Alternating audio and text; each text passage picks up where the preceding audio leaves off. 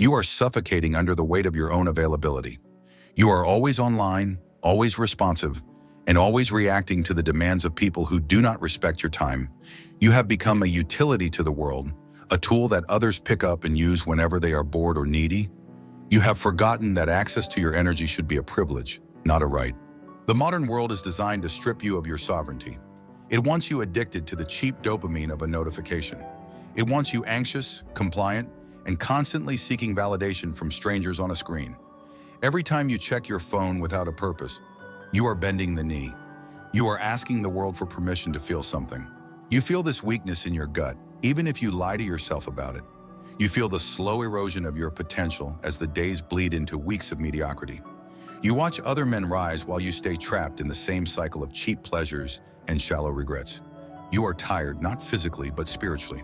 You are soul tired. To break these chains, you cannot just try harder. You cannot just read another self-help book or download a habit tracker. You need a complete system reboot. You need to burn the field so that something new can grow. You need to initiate Protocol Zero. For the next 6 months, you are going to disappear. You are going to step out of the light and into the void. You are going to kill the version of you that begs for attention. You are going to build a version of you that commands respect without saying a word. Phase 1. The Great Amputation.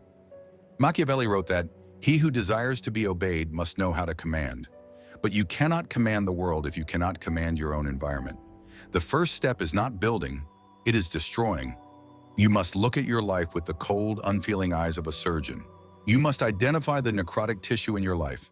The friends who only call you to drink and complain, the apps that steal your focus for hours at a time, the habits that keep you sedated and comfortable in your failure. These are not comforts, they are chains. You must cut them off, and you must do it without an ounce of guilt. Do not write a long, dramatic goodbye post on social media.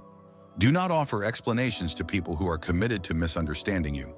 That is seeking attention, and seeking attention is the behavior of a child. True power moves in silence. Delete the apps. Block the numbers. Decline the invitations with a firm, non-negotiable no. When you explain yourself, you hand over your power. When you simply act, you retain it. They will call you boring. They will say you have changed. They will say you are acting cold or distant. Good, let them talk.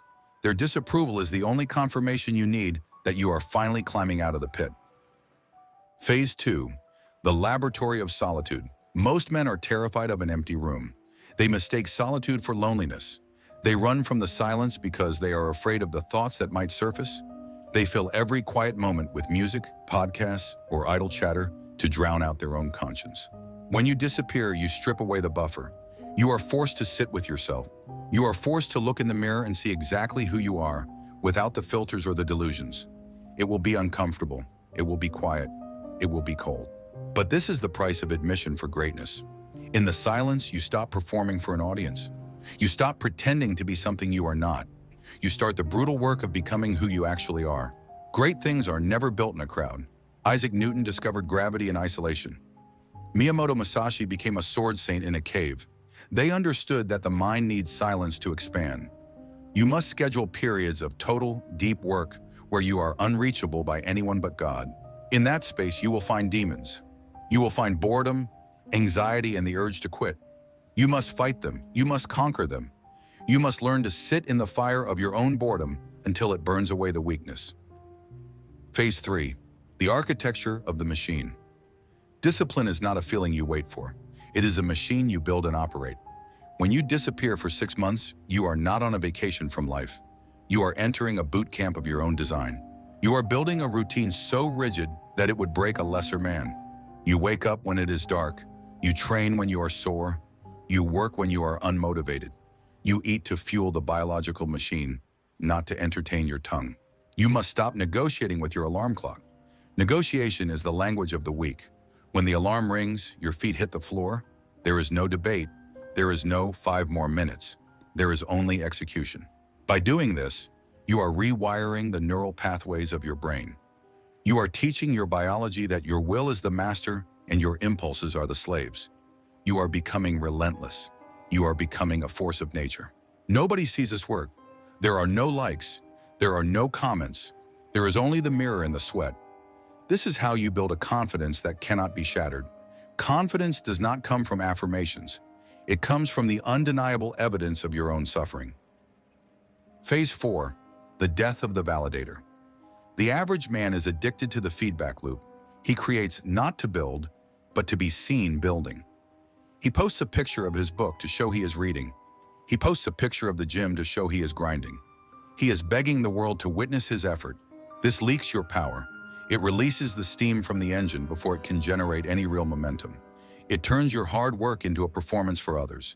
It makes you a dancer, not a warrior. During these 6 months, you must embrace the rule of omerta. You will tell no one what you are doing. You will show no one your progress. Let them think you quit. Let them think you failed. Let them think you died. Their doubt is your high-octane fuel. Every time you feel the urge to share a small win, you must swallow it. Keep it inside. Let it burn in your gut. Let that pressure build until it turns into a rage that drives you harder. Machiavelli advised us to conceal our intentions. If your enemies do not know what you are building, they cannot destroy it. If they do not know your next move, they cannot block it. Information is ammunition, and you have been giving yours away for free. Be unreadable. Be a cipher. When people ask what you are up to, give them a vague smile. Let your results be the only noise you make when the 6 months are over. Let the shock of your transformation be your only statement. Phase 5. The economics of scarcity. Why is gold valuable while the air is free? Because gold is rare and air is everywhere. You have been air. You have been available to everyone at any time for any reason. And so, you have been treated like air, ignored and taken for granted. Now you must become gold. By removing your presence from the market, you trigger a fundamental law of human psychology. We want what we cannot have. We value what is scarce. We chase what retreats from us. When you are always available, people subconsciously assume your time is worthless. They assume you have nothing better to do. They respect you less because you respect yourself less. When you are gone, the dynamic shifts instantly. They begin to wonder where you are. They wonder what you are doing, and most importantly, they wonder why you don't need them anymore. You are creating a gap. You are creating a mystery. And mystery is the breeding ground of attraction and power. You are forcing them to think about you while you are not thinking about them at all. You are teaching people how to treat you. You are demonstrating that access to you is a privilege, not a right. You are establishing a new standard, that your presence is a reward that must be earned, not a utility that can be used. Phase 6. The shadow work. While the world sleeps, you must descend into your own shadow. You must confront the parts of yourself that you are ashamed of. The laziness, the lust, the envy, the fear. You cannot kill a demon you refuse to name. Civilization asks you to repress these dark impulses. It asks you to be a nice, harmless sheep, but a harmless man is not a good man. A harmless man is just weak. A good man is a dangerous man who has his monster under voluntary control. During your disappearance, you will integrate this shadow. You will channel your aggression into the weights. You will channel your greed into your business. You will channel your lust into your creativity. You will stop apologizing for your ambition. You will stop making yourself small so that others feel big. You will realize that your darkness is the fuel source for your light. This is the psychological armor that makes you untouchable. When you know the worst parts of yourself and you have harnessed them, no insult can hurt you. No judgment can break you. You become whole. Phase 7. The violent reemergence. 6 months later. The clock runs out. The door to the void opens. You step back into the light. But you are not the same man who walked in. You have killed the boy. You have birthed the king. You look different. You are leaner. You are sharper. Your skin is thicker. Your eyes have a focus that unsettles people because you have seen things in the dark that they ignore. You vibrate at a different frequency. You do not have to announce your return with a shout. You do not need a party. Your presence speaks for itself. It commands immediate attention because it is heavy with the weight of discipline. The friends who mocked you will fall silent. The people who ignored you will suddenly pay attention. They will be drawn to the gravity of your new reality. They will sense that you are no longer playing by their rules. They will ask you what happened. They will ask you where you went. They will ask for your secret. Do not tell them. Give them a smile. Give them a vague answer. Keep the mystery alive. You have walked through the fire and you did not burn. You have forged yourself in the dark. You are now the sovereign of your own world. You have proven to yourself that you can survive without their validation. This is not a challenge for everyone. In fact, it is for almost no one. Most people are sheep who desperately need the warmth of the herd to feel safe. They will die average, comfortable, and forgotten, and that is their choice. But you are still listening. That means a part of you is dying to be born.